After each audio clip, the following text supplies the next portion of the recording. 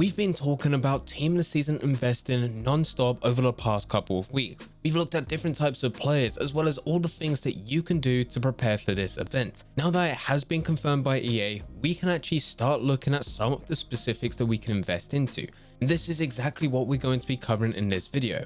I'll be showing you all the types of players that I'm buying into and what I'm doing, which will hopefully lead to me making hundreds of thousands of coins with team of the season. Before I do get into the video though, if you are enjoying the content here, then make sure you hit that subscribe button and that notification bell. Over the next couple of weeks as well as months with team of the season, we are going to be covering a lot of information and a lot of tips that you can use to invest. And hopefully from that, you should be able to make loads of coins. So by hitting that notification bell, you'll be one of the first to be notified when a new video is uploaded. Getting back into the video, I've already talked a lot about preparing for team of the season. We've already covered saving packs and investing into different types of the team of the week players that could be used for this event. But now we know that the first team of the season will be released on Friday, with it being the community team of the season and also the English Football League. So this is everything that I'm doing just for these teams to be released. The first way, and I am going to be going over this very quickly because there is a very good chance that this won't even happen, but I am stacking up on silver packs now. Up until this point, I have just been stacking up on as many gold packs as I can from squad battles, division rivals, foot champions, foot draft and SBCs. But now I have started to put together some silver upgrade packs. There used to be a time where we used to get a lot of silver team of the season players from leagues that aren't as popular. It used to be the case where in the first week we had most consistent. Most consistent involved 3 different teams. You had a most consistent gold, most consistent silver and a most consistent bronze. But in the past couple of years, EA have not done this. Instead, they've changed it to the community team of the season where players get to vote. And out of all the voting that we've seen so far, there's been no silver or bronze players. In fact, we haven't had anything lower than a gold team of the season player since FIFA 18. And even then it wasn't silver, it was bronze Akinfenwa. FIFA 17 was actually the last time where we did have silver team of the season players. But just in case EA do decide to bring in some silver team of the seasons, I am stacking up on silver upgrade packs. And there's no risk to this because it can be done for free. But let's just simply go through the bronze pack method. Open as many different bronze packs as you can for 400 coins. Most of the time within that pack, you'll find players that sell. So if they do go for more than 200 coins buy now, then list them on the transfer market and get those coins back. For every other player that's listed on the market with a 150 coin bid and a 200 coin buy now, just store that player to the club and use it for the silver upgrade SBCs where you will be getting 2-player silver packs. Just save them to your club and wait to see if EA do release any silver team of the season players with the English Football League. This one is extremely unlikely, but at least we have the ground covered if EA do decide to do this. This also backs up the next point. I am just storing any English Football League players into my club. Not necessarily buying them, but I am going for that bronze pack method again. So if you are trying to get the silver upgrade SBC packs, go through every single league and submit them to this SBC apart from the English Football League. This is just to keep you covered if EA do bring out an SBC where you can get an English Football League team of the season player and it requires you to use players from the EFL. The chances of a EFL SBC coming out that rewards you with a decently rated English Football League player and requires you to get bronze or silver players is slim. But what is likely is that we could get an SBC that requires players from specific teams within the English Football League. And some of these teams don't even have any gold players. So if they are required, the next best thing players are going to be looking at is bronze and silver players. And if you do have these players already within your club, they are going to shoot up in value. This is another one that's fairly unlikely to happen, but if it does happen, you can make a very decent amount of coins out of this. And because there's literally no risk with this, it's costing you absolutely nothing as you're getting all these players from the bronze pack method. And in the bronze pack method, you will find other players that sell, which pays for that bronze pack. You are sorted in this area. It's just about getting those English Football League players, storing them into your club, and waiting to see if anything happens. If nothing does happen with these types of players, you can list them onto the transfer market if they do sell when the team of the season is released, or you can go and put these through silver upgrade packs and just have even more silver packs, which could then also go to gold packs later if you choose to. Moving on to the next thing that we're looking at is gold players. We have not talked much about this area for investing because the market crash has been so close to the team of the season release, and it has just kept on going down and will continue to go down.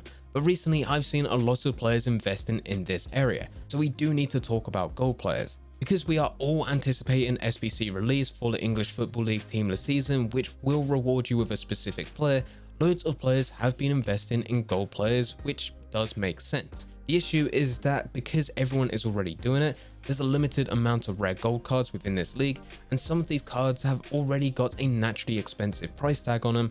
You need to put up a decent amount of coins. The cheapest rare golds go for 1,300 coins, but there are some players that can push up to 3k, such as Joshua King because of the transfer card that he has.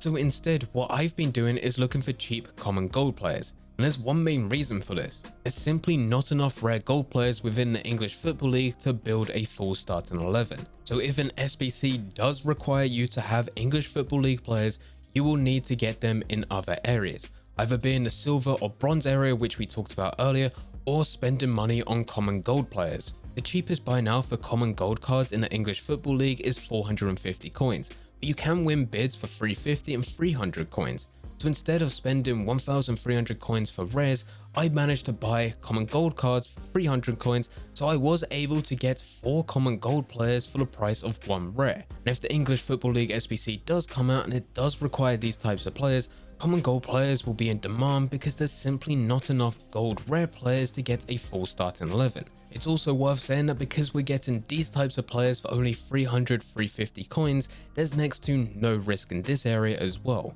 You can still of course lose coins, but worst case scenario you're only losing a few coins per card, and this is just because you have to discard price, which is only a few coins behind what I'm buying them for. They can also be useful if they're not actually required for the SBCs that I'm anticipating, because I can throw these into gold upgrade packs. Those gold upgrade packs can then be saved and used for the team of the seasons that I actually really want, such as the Premier League Team of the Season. With this type of investing, you have a lot of options here if what we're planning doesn't actually come through. We have a plan A, plan B and plan C with this type of investing, which is just very smart investing. And then the final thing that I've been looking at for the English Football League is of course Team of the Week. Team of the Week has already provided me with a lot of coins if I was to go and sell the stuff that I've already bought. I've already invested in a lot of Team of the Week players in general for Team of the Season, this being Wayne Hennessy, Stefan Jovetic, Sergi Dada, Let's Get and Clark Harris. These were all the Team of the Week players that I invested in a few weeks back. Originally I spent 300k on all of these types of players. Now it has exceeded around 450k because I have been investing in other players since that video. But a good thing is that all of these players have gone up in value, anywhere between 3k all the way up to 7k, which is already a very good profit, but I'm still holding on to them for something a lot bigger. In addition to all of these investments, for the specifics of the English Football League Team of the Season, I've looked at gold English Football League Team of the Week players. I've now invested in Buendia from Norwich City for about 12 to 15k, Norwich City Pukki for 15k, and Bristol City Didu for about 14 to 15k.